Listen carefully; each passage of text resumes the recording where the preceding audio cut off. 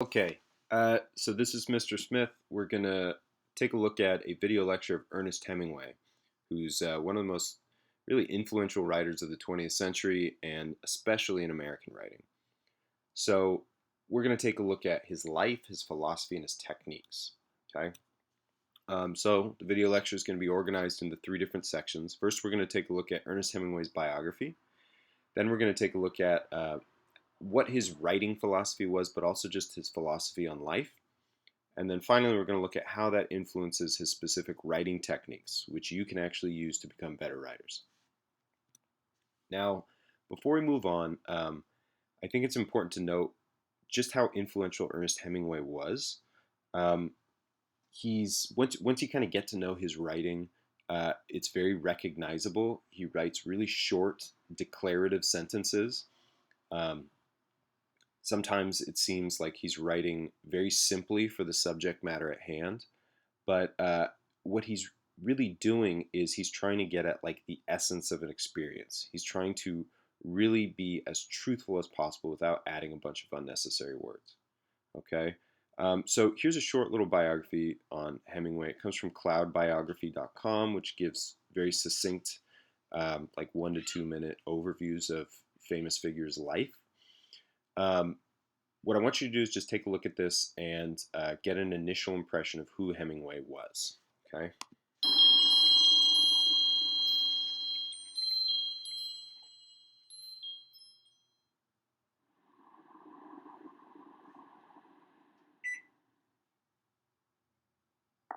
Ernest Hemingway was an American novelist and journalist. He was awarded the Nobel Prize in Literature, and many of his novels are considered American literary classics. Ernest Hemingway was born in 1899 in Oak Park, Illinois. He began his career as a writer in a newspaper office in Kansas City at the age of 17. After the United States entered the First World War, Hemingway signed on to become an ambulance driver in Italy. Hemingway was wounded while serving at the front and was decorated by the Italian government. After his return to the United States, he became a reporter for Canadian and American newspapers, and was soon sent back to Europe to cover such events as the Greek Revolution. During the 1920s, Hemingway became a member of a group of expatriate Americans in Paris. Hemingway met such writers as Gertrude Stein, James Joyce, and Ezra Pound, as well as painters Pablo Picasso and Joan Miro. It was during this time that Hemingway published The Sun Also Rises, which was well received, and would later become an iconic modernist novel. The Sun Also Rises influenced countless crime and pulp fiction novels. Equally successful was A Farewell to Arms. Inspired by an affair with Agnes von Karowski, it was the study of an American ambulance officer's disillusionment in the war and his role as a deserter. Hemingway used his experiences as a reporter during the Civil War in Spain as the background for his most ambitious novel, For Whom the Bell Tolls. He wrote the novel in Cuba, Key West, and Idaho. It was nominated for a Pulitzer Prize and is regarded as a literary triumph. The Old Man and the Sea was published in 1952.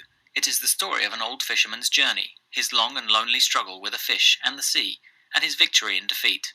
In 1954 he received the Nobel Prize in Literature for this work. Hemingway was a great sportsman and liked to portray soldiers, hunters, and bullfighters. His straightforward prose and his predilection for understatement are particularly effective in his short stories. Hemingway suffered from alcoholism and mental illness. After being released from hospitalization in Minnesota in 1961, Hemingway took his own life. His style became a trademark that defined the post-World War I generation, and the legacy Hemingway left behind will no doubt endure in American literature for generations to come. So something that I really want to emphasize, which I'm not quite sure is clear from that little overview, is how much Hemingway was concerned with finding and then conveying in writing real experiences in life.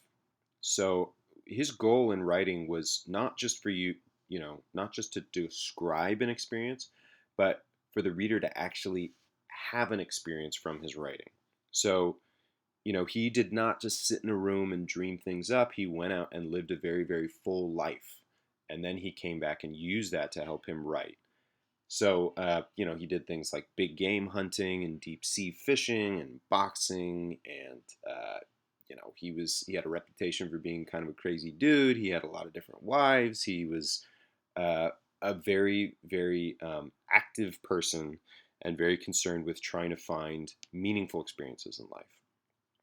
So here are two quotes from Hemingway's A Movable Feast, which was something that he wrote while he was in Paris as a young writer, and he was meeting all these influential writers like F. Scott Fitzgerald and James Joyce, and um, was trying to develop his sense of perspective and what he would use to write for the rest of his life.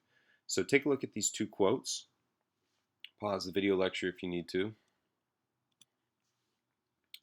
When he arrived in Paris, he really began to work on his writing craft, and we'll take a look at what his writing is like in a few minutes.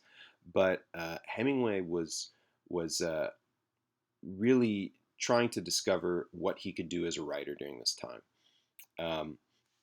You'll get a better sense of his writing in just a second. But once Hemingway had left Paris, and he spent a lot of time traveling and just kind of hanging out with other writers, trying to figure out what he could do with writing, he really started to seek out places where he could live a more active lifestyle. And he became obsessed with these various activities that you might consider like really masculine activities, or what he thought at least were masculine activities. So he was concerned with bullfighting. He wrote a book called Death in the Afternoon, where he said bullfighting is the only art in which the artist is in danger of death, and in which the degree of brilliance in the performance is left to the fighter's honor. And this will become kind of a staple of what you might consider Hemingway's code or his philosophy later on. After Paris, he eventually settled in Key West, Florida. He became obsessed with deep sea fishing, and he actually became this like master fisherman. He was also an avid hunter, and he did travels to places like Africa and Idaho to do big game hunting. Take a look at this quote from The Green Hills of Africa, which was a nonfiction book he published about a month he spent in Africa hunting. And his ideas of hunting and bullfighting and boxing, they are really applicable to what he thought life was all about. This kind of struggle for truth in the face of really hard circumstances.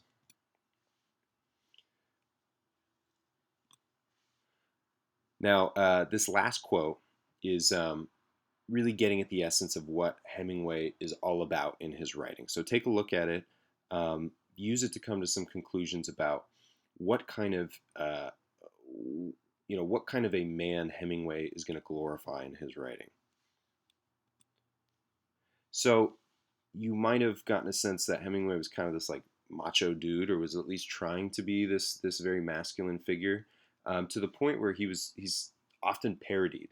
So here's a clip from Woody Allen's Midnight in Paris, which came out not too long ago, and was about this guy Owen Wilson who basically travels back in time to Paris in the 1920s and meets Ernest Hemingway and F. Scott Fitzgerald. So here's a quick clip, and you can see how people who know Hemingway kind of characterize him.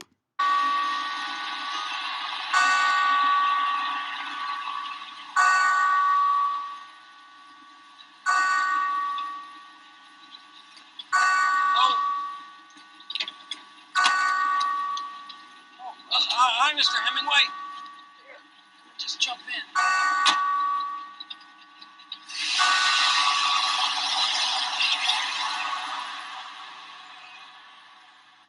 The assignment was to take the hill. There were 4 of us, 5 if you counted Vicente, but he had lost his hand when the grenade went off and couldn't fight as he could when I first met him. And he was young and brave, and the hill was soggy from days of rain, and it sloped down toward a road, and there were many German soldiers on the road. And the idea was to aim for the first group, and if our aim was true, we could delay them. Were you scared? Of what? Getting killed? You'll never write well if you feared dying. Do you? Yeah, I do. I'd say it's might be my greatest fear, actually. Well, it's something all men before you have done, all men will do. I know. Have you ever made love to a truly great woman? Actually, my fiancée is pretty sexy. And when you make love to her, you feel true and beautiful passion, and you, for at least that moment, lose your fear of death. No, that doesn't happen. I believe that love that is true and real creates a respite from death. All cowardice comes from not loving or not loving well, which is the same thing. And when the man who is brave and true looks death squarely in the face, like some rhino hunters I know, or Belmonte, who's truly brave, it is because they love with sufficient passion to push death out of their minds, until it returns as it does to all men. And then you must make really good love again. Think about it. So here's kind of an overview of what you might consider the Hemingway Code, okay? Or basically what his philosophy is. It's truth in all circumstances, hard work and discipline over many years to hone a craft, and honor and bravery in the face of death. So, he again, he wants to convey an experience for the reader that is truthful, that is very disciplined, so, there are no unnecessary words, and that conveys kind of a sense of bravery from almost bleak circumstances. Now, here's a little bit more on his specific writing techniques. So pause, why don't you read through this? And then you'll notice at the end, what he really wants to do is write the truest sentence that you know. So how is he going to do that? How is he actually going to write the truest sentence that you could possibly read?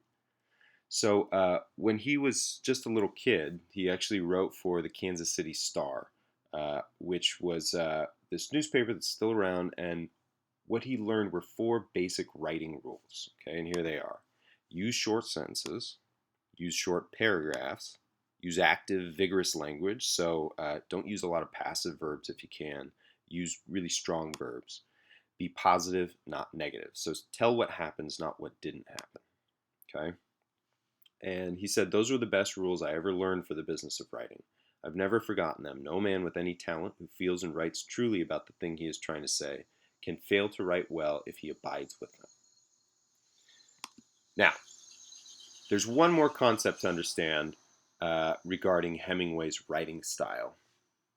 And you can consider it the principle of the iceberg. Okay? If you take a look at this picture to the right, you'll notice that a very small chunk of the iceberg is visible above the surface, and the rest is all below the surface. This is kind of a metaphor for Hemingway's writing, and this is what he used to describe his writing. So pause and take a look at this quote to the left. And then let's break down what this iceberg theory actually is. 7/8 of the story is under the surface. So he gives these really short, simple sentences, but the way they're constructed are basically just the essentials so that you can look beneath those words and find a whole realm of meaning. The idea was basically, if you provide too much information, you limit what the reader knows. If you provide just enough, then the reader does the rest with their imagination. So they give only the essential facts, and the rest is subtext, or text that's under the surface. And the language is really, really carefully written so that the author never really tells the reader what to think. He suggests what's going on. And in this way, the idea is the story is better able to convey an experience. Okay, so the idea of the words come alive. So finally, take a look at this last quote. You can pause and read through it.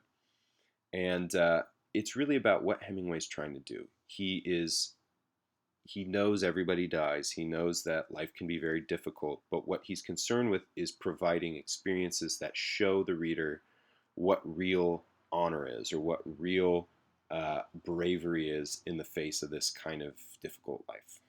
Okay?